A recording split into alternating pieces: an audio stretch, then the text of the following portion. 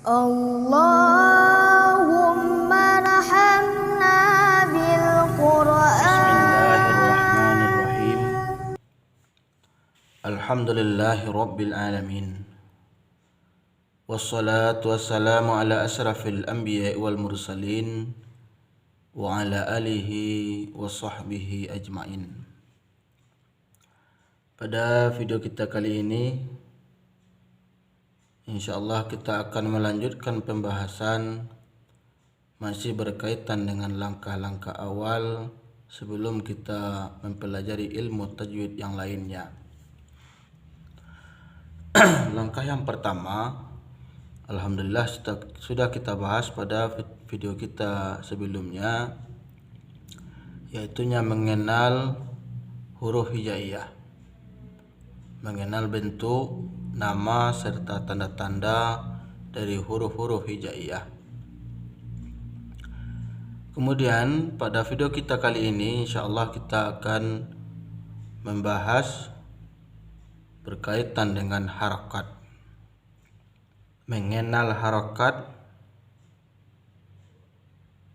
apa itu harokat, fungsi dan tujuan dari harokat, macam-macam harokat, bentuk dan nama serta letaknya, kemudian cara membacanya. Baiklah, kita masuk kepada pembahasan yang pertama, yaitunya apa itu harokat. Harokat adalah tanda baca yang diletakkan atau dituliskan di atas atau di bawah huruf-huruf hijaiyah. Kemudian fungsi dari harokat ini adalah memberikan bunyi atau vokal kepada huruf-huruf hijaiyah.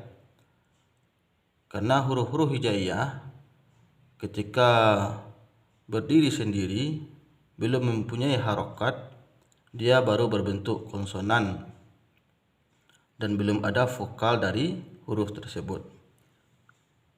Maka harokat menjadi vokal atau menjadi huruf vokal di dalam kalimat, di dalam bahasa Arab atau di dalam Al-Quran. Kemudian apa tujuan pemberian harokat kepada huruf-huruf yang ada di dalam Al-Quran? Tentunya agar huruf-huruf hijaiyah bisa kita membacanya atau mengejanya, dan huruf-huruf hijaiyah itu tentunya bisa kita artikan ke dalam bahasa kita, bahasa Indonesia.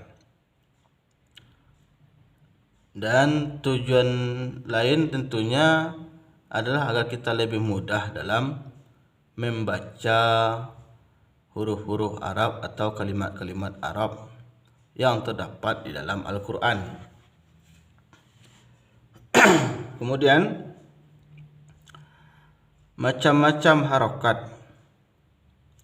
Kalau kita lihat dari segi bentuk, harokat itu bisa kita kelompokkan kepada 3 bahagian. Yang pertama, harokat yang berbentuk baris. Yang kedua, harokat yang berbentuk huruf. Dan harokat yang berbentuk simbol.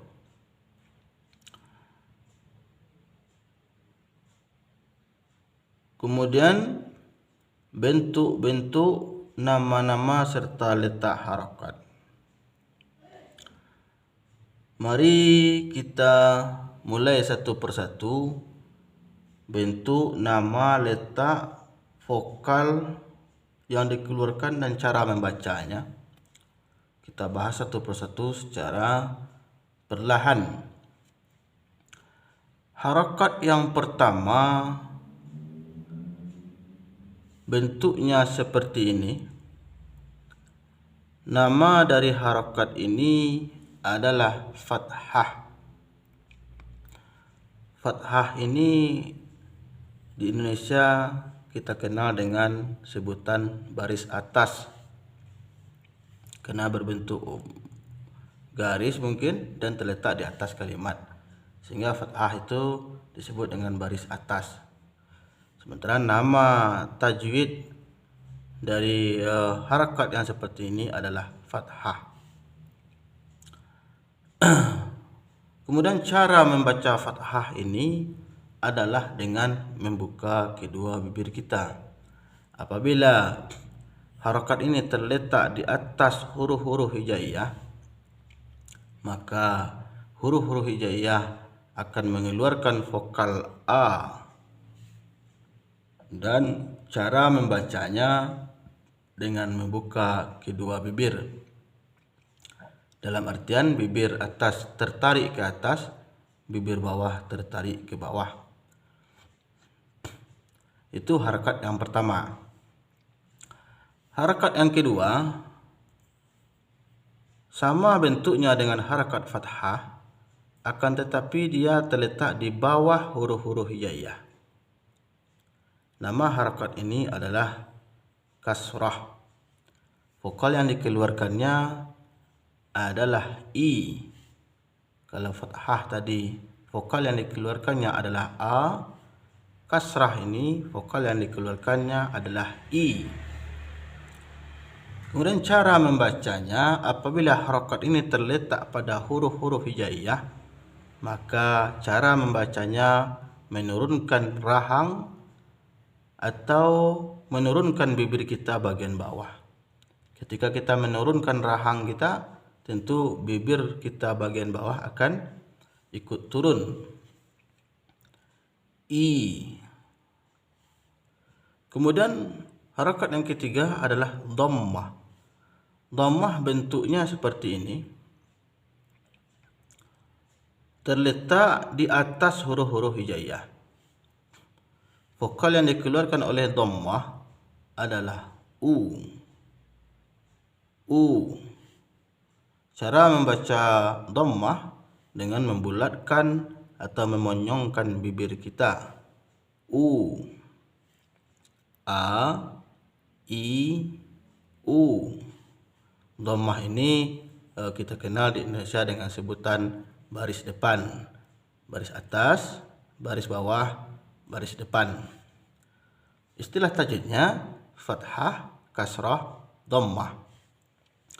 Tiga harakat ini adalah harakat hidup atau bisa kita sebut harakat hidup, karena dia menghidupkan huruf-huruf hijaiyah dari bentuk tunggalnya. Harakat hijaiyah bisa, huruf-huruf hijaiyah bisa berbunyi A, bisa berbunyi I, bisa berbunyi U. Mari kita lihat contoh-contohnya. Seperti dalam kalimat abitu, hamzah berharakat fathah A, ba berharakat kasrah bi, ta berharakat dhammah tu, abitu, sajihu, khadiru, syati'u, ghafiqu, kalimu, nawihu, yasiru, hakimu, dahiqu, salihu, amanu, jalisu, khabiru, basitu. Harakat-harakat seperti ini belum ada tanda panjangnya. Semuanya kalau berharakat seperti ini maka dibaca pendek saja. A, I, U misalnya. Ba, bi, bu. Dibaca pendek saja. Tidak boleh kita panjangkan kalau tidak ada tanda panjangnya. Setelah harakat hidup, fathah, kasrah, dan dhammah, harakat yang keempat namanya harakat sukun. Bentuk sukun seperti ini, dan ada yang ditulis bulat seperti ini. Insyaallah nanti perbedaan antara ini dan penulisan yang ini akan kita bahas pada video kita yang akan datang. Sekarang kita hanya membahas nama-nama, bentuk, dan letaknya. Sukun artinya dapat kita artikan dalam bahasa Indonesia mati atau baris mati. Kalau yang 3 di atas tadi baris hidup, maka sukun adalah baris mati. Terletak di atas huruf-huruf hijaiyah. Tanda yang seperti ini atau seperti ini berarti huruf itu sukun atau mati. Kemudian bagaimana cara membaca huruf-huruf yang berharakat sukun? Huruf-huruf yang berharakat sukun, cara membacanya adalah membaca huruf dalam kondisi sifat dan makhraj. Membaca huruf-huruf hijaiyah dalam kondisi makhraj dan sifatnya saja. Dia belum sempat memiliki harakat. Maka kita baca makhrajnya saja dan sifatnya saja.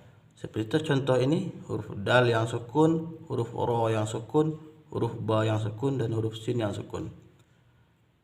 Udkhuli, huruf dalnya tidak berharakat, harakatnya sukun. Maksudnya tidak berharakat hidup, harakatnya sukun, maka dia tidak ada vokal a, i, dan u, tidak ada da, di, du, tetapi dia cuma baca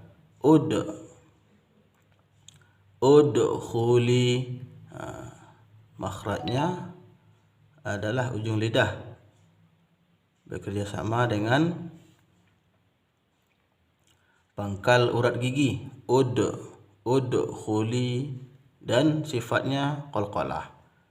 Udkhuli, irji'i, abwaba, istaghna. Setiap huruf sukun, cara membacanya dalam kondisi makhraj dan sifat.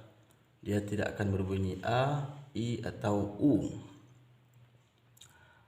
Akan tetapi harakat sukun ini ada harakat hidup yang bisa disukunkan dan bahkan disukunkan ketika terletak di akhir kalimat atau kita wakaf atau berhenti dalam kalimat tersebut, berhenti dalam membaca, disukunkan karena wakaf atau terletak di akhir kalimat. Seperti kasaba, kalau kita berhenti ini banyak kita sukunkan saja kasaba, tetapi sukun di sini bukan berarti sukun asli, melainkan kita sukunkan. Wan nasi, kalau kita berhenti, huruf sin yang berharakat kasrah ini kita sukunkan wan nas. Ini namanya huruf yang harakatnya hidup tetapi disukunkan. Cara membaca huruf-huruf sukun atau menyukunkan huruf di akhir kalimat ini insyaallah akan kita bahas pada video kita yang akan datang. Masuk kita kepada harakat yang kelima. Nama dari harakat itu adalah tasydid. Bentuk dari harakatnya seperti ini, namanya adalah tasydid. Kemudian tasydid itu bisa saja berharakat, hurufnya berharakat fathah, kasrah, dan dhammah. Kemudian bagaimana cara membaca huruf-huruf yang bertasydid? Cara membacanya adalah menyukunkan huruf sebelum harakat hidupnya. Dapat kita artikan huruf ini mati, kemudian kita hidupkan. Sukun, kemudian berharakat, entah itu fathah, kasrah, atau dhammah. Seperti contoh ini, habba. Cara membacanya adalah menyukunkan huruf ini dan kemudian memberi harakat. Dapat kita katakan huruf ini adalah huruf yang bergandengan, dua huruf yang sama yang terletak berdekatan. Huruf yang pertama sukun, huruf yang kedua berharakat hidup. Habba. Dalam penulisannya ditulis satu huruf saja tetapi diberi tanda tasydid, menandakan bahwa huruf itu dua, yang pertama sukun dan yang kedua berharakat hidup. Habba. Inna. Begitu juga ini adalah dua nun, yang pertama sukun dan yang kedua berharakat. Inna. Insyaallah ini akan kita bahas juga secara mendalam pada video kita yang lainnya. Ini salah satu penyebab dari huruf yang bertasydid. Kalau dia dalam satu kalimat ini berarti dia ada dua huruf yang sama. Yang satu sukun, yang kedua berharakat, disatukan dengan tanda tasydid. Kemudian huruf tasydid atau huruf yang bertasydid ada juga yang muncul karena proses idgham. Jadi tasydid ini tidak selalu hurufnya sukun dan hidup seperti ini. Ini sering terdapat dalam satu kalimat. Kalau terdapat dalam dua kalimat, misalnya akhir dari kalimat itu hurufnya sama dengan awal dari kalimat kedua atau kalimat setelahnya, maka akan terjadi proses idgham namanya. Atau hurufnya sama secara makhraj dan atau sama secara sifat. Seperti ini. An ra'ahu. Ini akan dibaca ar-ra'ahu. Ini disebut dengan idgham bila gunnah. Lebur nunnya kepada ra, kemudian tidak kita dengungkan, tidak boleh kita dengungkan. Ar-ra'ahu. Ar-ra'ahu muncul tasydid di sini sebagai tanda atau memberikan isyarat bahwa bacaan ini adalah idgham. Ini pada sebahagian Al-Quran tidak tertulis ini. Biasanya ini tertulis tanda ini pada Al-Quran cetakan Indonesia. Ar-ra'ahu tulisannya adalah alif, nun, ra. Di sini bacaannya, cara membacanya ar-ra'ahu.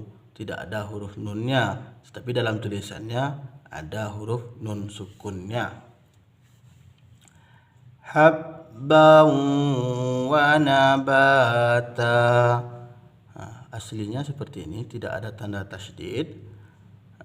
Dalam Al-Quran Indonesia sering kita lihat ada tanda tasydid pada huruf waw, menandakan bahwa kalimat ini adalah idgham.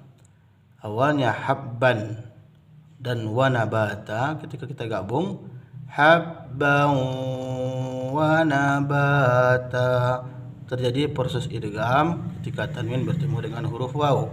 Nama dari idgham ini adalah idgham bi gunnah. Lebur tanwinnya kepada waw dan diiringi dengan dengung.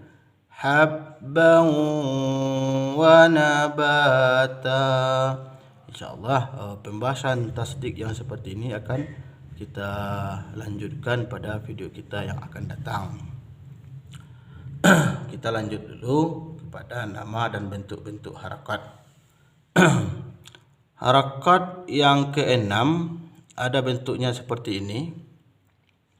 Dua di atas, dua di bawah, dan dua di depan. Nama dari harakat ini secara keseluruhan adalah tanwin. Namun dalam penulisan juga ada tiga versi ini. Yang pertama ditulis seperti ini. Yang kedua ada yang ditulis seperti ini. Kalau ini sama ratanya, ini berbeda. Yang di atas lebih ke kanan, sementara yang di bawah lebih ke kiri.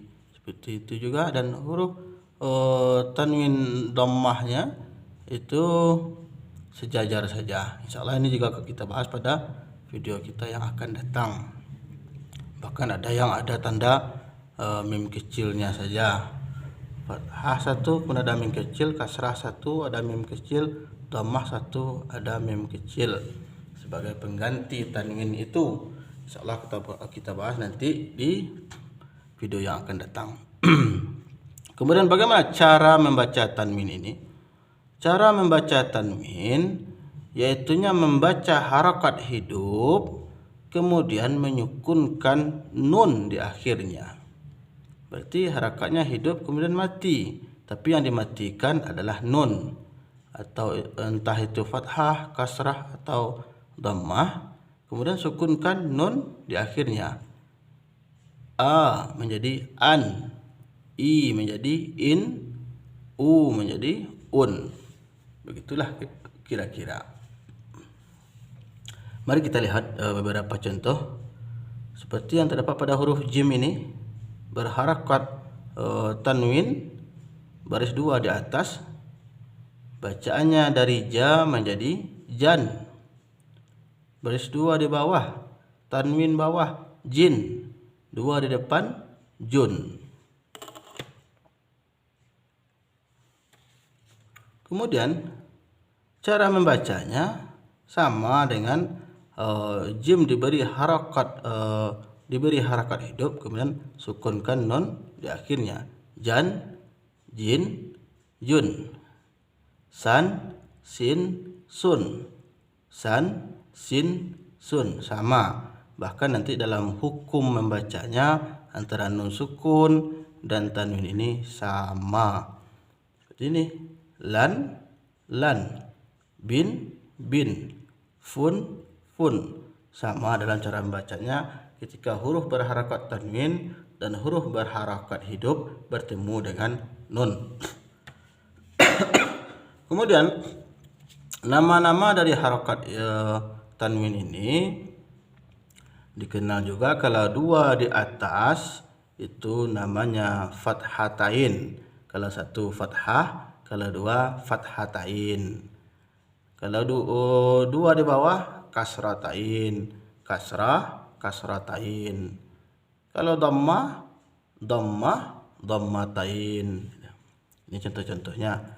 Kabiro, basiro, halima. Awalnya kabiran, basiran, haliman.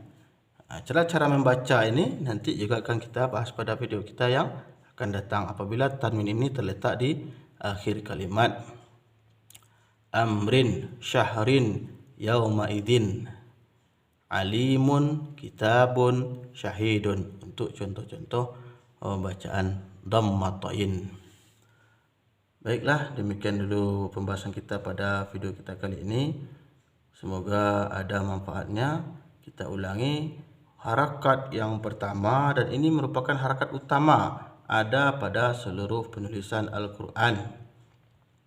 Insyaallah nanti ada harakat-harakat ini yang tidak tertulis pada sebahagian Al-Quran. Insyaallah akan kita lanjutkan pembahasan itu pada video kita yang akan datang. Harakat utama fathah, kasrah, dhammah, sukun, tasdid, dan tanwin. Minimal kita harus mengenali istilah-istilah, nama-nama, dan bentuk dari harakat yang 6 ini. Baru kita lanjutkan pembahasan kepada hukum-hukum, kaedah-kaedah, dan ilmu-ilmu tajwid yang lainnya. Kalau tidak, tentu kita akan kebingungan ketika kita tidak mengenal fathah, kasrah, dhammah. Disampaikan oleh guru kita, coba cari harakat huruf yang berharakat fathah bertemu dengan alif. Sementara kita tidak mengetahui apa itu fathah, tentu kita akan kebingungan. Begitu juga coba cari tanwin yang bertemu dengan huruf ba misalnya. Kita tidak mengetahui apa itu tanwin, tentu kita akan sedikit kebingungan. Maka dari itu kita harus menguasai, mengetahui minimal 6 harakat utama ini: fathah, kasrah, dhammah, sukun, tasdid, dan tanwin. Billahi taufiq hidayah. Assalamualaikum warahmatullahi wabarakatuh.